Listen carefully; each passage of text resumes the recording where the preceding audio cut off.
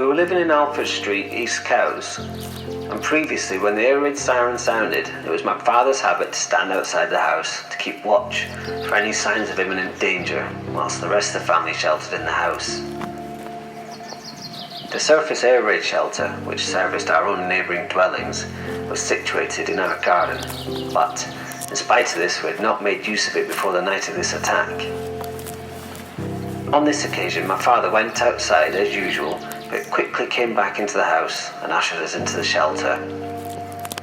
I was 16 years old and had spent the evening in the Royalty Cinema West Cowes watching a Laurel and Hardy film called Great Guns. On arriving home, I went to bed and I clearly remember a very strong premonition of danger that had me quaking with fear. Nor was I alone in this, because I could hear a dog continuously howling somewhere in the distance. When the siren sounded, it was as a confirmation of my forebodings.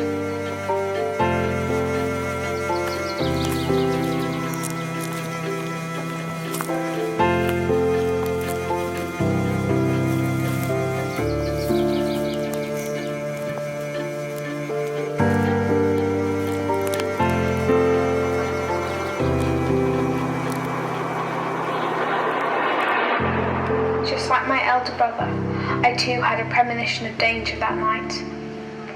I was in the habit of sleeping on my mattress under the table with my clothes nearby at the ready. That night, although my parents were unaware of it, I slept in my clothes, even my shoes, and sure enough I was awakened by my father and told to hurry with him to the shelter. This was in the garden of our house, only a few yards from our back door, and catered for our neighbours as well as my family. As we ran together, the bombs were falling and there were machine guns firing, mingling with the noise of anti-aircraft guns. Not too far from us, in Alfred Street, was the River Medina, where the Polish ship was putting up a good fight.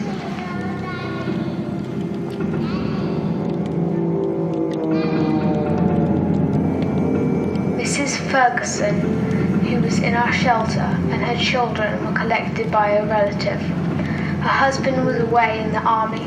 Thankfully, she was not there to see her home go up in flames when it was hit during the second raid. Other than the awful sound of bombs falling and the noise of the aircraft, I recall the continual praying of women in our shelter.